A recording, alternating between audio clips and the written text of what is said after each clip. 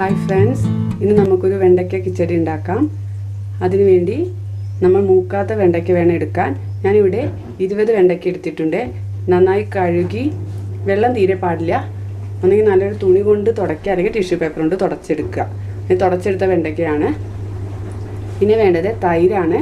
അധികം പുളിയുള്ള തൈര് വേണ്ട. കുറച്ച് പുളി മതി. നല്ല പുളിയുള്ള തൈര് എടുക്കരുത്. കുറച്ച് പുളിയുള്ള തൈര് എടുക്കുക. പിന്നെ വേണ്ടത് നാളികേരം. പിന്നെ കടുക് വേണം. പച്ചമുളക് വേണം. പച്ചമുളക് ഒന്നോ രണ്ടോ എടുക്കാം. പിന്നെ വേണ്ടത് ഓയിലാണ്. നിങ്ങളുടെ അടുത്ത് കോക്കനട്ട് ഓയിലാണ് ഉള്ളതെങ്കിൽ അത് ഉപയോഗിക്കുക, അല്ലെങ്കിൽ നിങ്ങളുടെ അടുത്ത് ഏത് ഓയിലാണ് ഉള്ളത് അത് ഉപയോഗിച്ചോളൂ.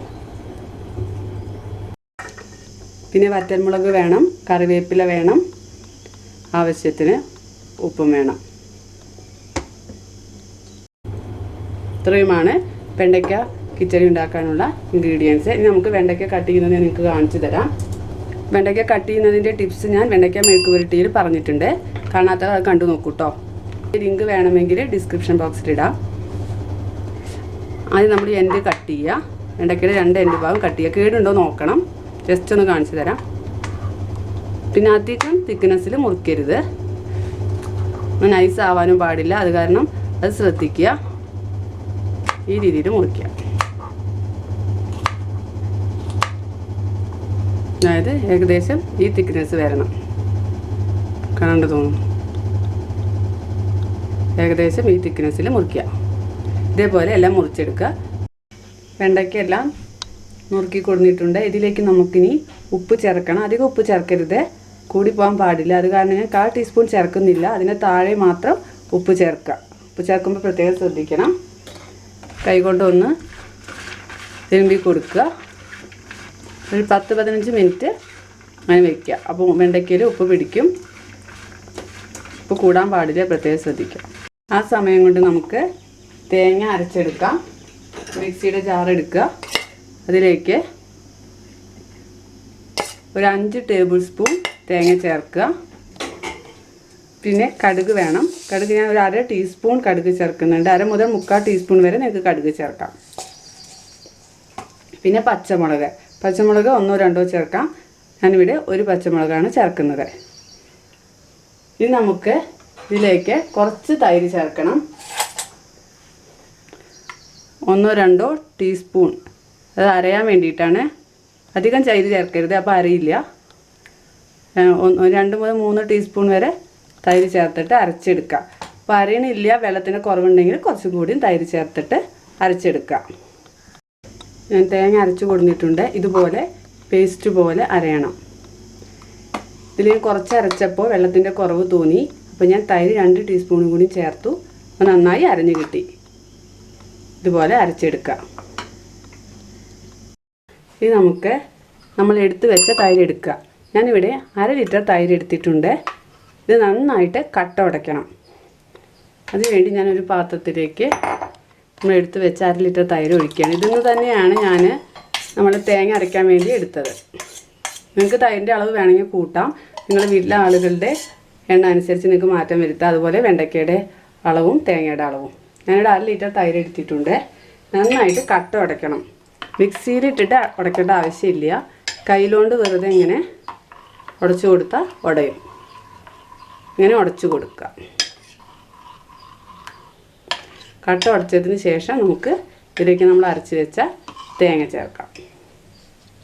ഇപ്പം കട്ട നന്നായി ഉടഞ്ഞു. നമുക്കിതിലേക്ക് അരച്ച് വെച്ച തേങ്ങ ചേർക്കാം.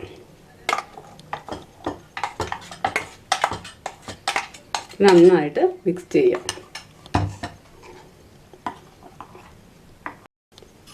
തേങ്ങ ചേർത്ത് നന്നായി മിക്സ് ചെയ്തു.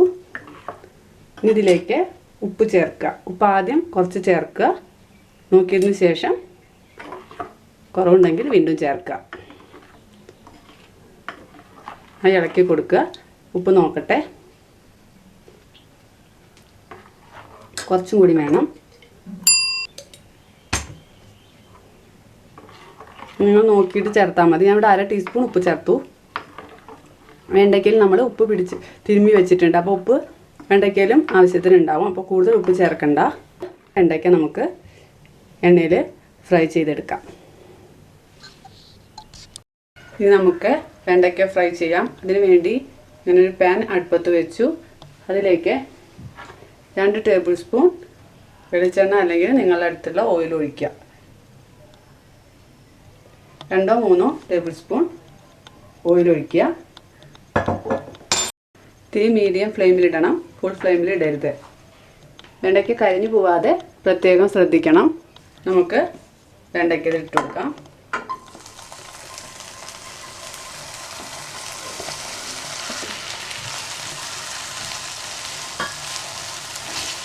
നമ്മൾ ഇടയ്ക്കിടയ്ക്ക് ഇളക്കി കൊടുക്കണം. നന്നായിട്ട് വാടി വരണം. കൂടുതൽ എരിവ് ഇഷ്ടമുള്ളവർക്ക് വേണമെങ്കിൽ ഇതിൽ പച്ചമുളക് 1-2 അരിഞ്ഞ് ചേർത്തിട്ട് കൊടുക്കുക. അപ്പോൾ വെണ്ടയ്ക്ക മൂത്ത് വരുന്ന പോലെ പച്ചമുളക് നന്നായിട്ട് ഫ്രൈ ആയി കിട്ടും. എരിവ് ഇഷ്ടമുള്ളവർക്ക് അങ്ങനെ ചെയ്യാം. കുട്ടികൾക്കൊക്കെ ആണെങ്കിൽ അത് ഒഴിവാക്കാം. വെണ്ടയ്ക്ക കിച്ചടിയൊക്കെ സദ്യക്ക് ഉണ്ടാക്കാറുണ്ട്. അപ്പോൾ നമ്മൾ സദ്യയുടെ അന്ന് തന്നെ ഉണ്ടാക്കണം നല്ലത്. എല്ലാ തലേ ദിവസം ചെയ്ത് വെച്ചാൽ പുളി കൂടും തൈരിൽ. നോൺ സ്റ്റിക്കിലാവുമ്പോൾ അടി പിടിക്കില്ല. ഓയിൽ വളരെ കുറച്ച് മതി. സാധാരണ പാനാകുമ്പോൾ ഓയിൽ കുറച്ചും കൂടി നമ്മൾ ചേർക്കേണ്ടി വരും. നിങ്ങളുടെ അടുത്ത് നോൺ സ്റ്റിക്ക് പാൻ ഉണ്ടെങ്കിൽ അതിൽ ചെയ്തോളൂ. ചെറുതായിട്ട് വാടിയിട്ടുണ്ട്. ഒന്നുകൂടി വാടണം. നല്ല ടേസ്റ്റ് ഉണ്ടാവുള്ളൂ. നന്നായി വാടിയാലേ ടേസ്റ്റ് ഉണ്ടാവുള്ളൂ. ഇപ്പോൾ വെണ്ടയ്ക്ക ഒരുവിധം വാടി വന്നിട്ടുണ്ട്. ഇത്രയും മതി. കരിയരുത്. ഞാൻ ഇടയ്ക്കിടയ്ക്ക് ഇളക്കി കൊടുത്തിരുന്നു. അതുപോലെ തീ കൂടുതലായി തോന്നിയാൽ നമ്മൾ സിമ്മിലാക്കണം ഇളക്കി കൊടുക്കുമ്പോൾ. പിന്നെ ചൂട് കുറച്ച് കുറഞ്ഞു തോന്നിയാൽ മീഡിയം ഫ്ലെയിമിലാക്കുക. ഫുൾ ഫ്ലെയിമിലിട്ടിട്ട് ഒരിക്കലും ഇളക്കി കൊടുക്കരുത്. നമുക്കിത് വാങ്ങാം. നിങ്ങൾക്ക് നിങ്ങളുടെ അടുത്ത് ടിഷ്യൂ പേപ്പർ ഉണ്ടെങ്കിൽ അതിലേക്ക് വാങ്ങാം, അല്ലെങ്കിൽ നിങ്ങൾ ഏതെങ്കിലും പാത്രത്തിലേക്ക് വാങ്ങിക്കോളൂ. ഞാൻ ടിഷ്യൂ പേപ്പറിലേക്ക് ഇട്ടിട്ടുണ്ട്. ഇനി നമ്മളിത് ചൂടാറിയതിന് ശേഷം തൈരും തേങ്ങയും കൂടി മിക്സ് ചെയ്ത് വെച്ചില്ലേ അതിലേക്ക് ചേർക്കുക. ഇതൊക്കെയെല്ലാം തണുത്തു. നമുക്കിനി തൈരിലേക്ക് ചേർക്കാം.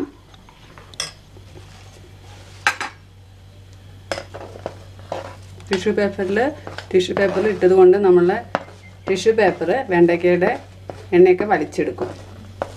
നമ്മൾ അധികം എണ്ണ ചേർത്തിട്ടല്ല ഫ്രൈ ചെയ്തിരിക്കണം. 2 ടേബിൾ സ്പൂണേ ചേർത്തിട്ടുള്ളൂ. നന്നായിട്ട് ഇളക്കി കൊടുക്കാം.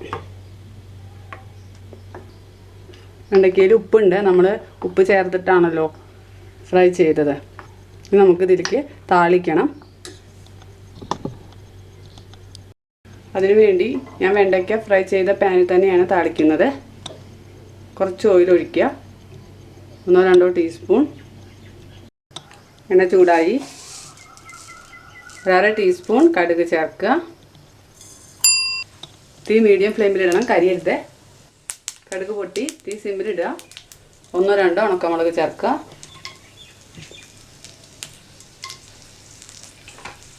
ഈ കറിവേപ്പില ചേർക്കാം. നന്നായി ഇളക്കി കൊടുക്കുക. തീ സിമ്മിലിടണം. ഇനി പെട്ടെന്ന് കരിയും ഉണക്കമുളക്. പാൻ ഓഫാക്കുക. നമുക്ക് കറിയിലേക്ക് ഒഴിക്കാം. ഇളക്കി കൊടുക്കുക.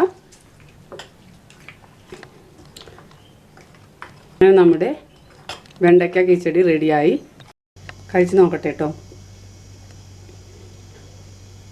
ഉപ്പും പുളിയൊക്കെ ഉണ്ട്. അധികം പുളിയുള്ള തൈര് എടുക്കരുത്, അത് മാത്രം ശ്രദ്ധിക്കുക. എന്നാൽ കുറച്ച് പുളി വേണം. നല്ല എളുപ്പത്തിൽ ഉണ്ടാക്കാം. നിങ്ങൾ ഉണ്ടാക്കി നോക്കൂ കേട്ടോ. ഇഷ്ടമായെങ്കിൽ ലൈക്ക് ചെയ്യാനും ഷെയർ ചെയ്യാനും സബ്സ്ക്രൈബ് ചെയ്യാനും മറക്കരുത്. Thank you.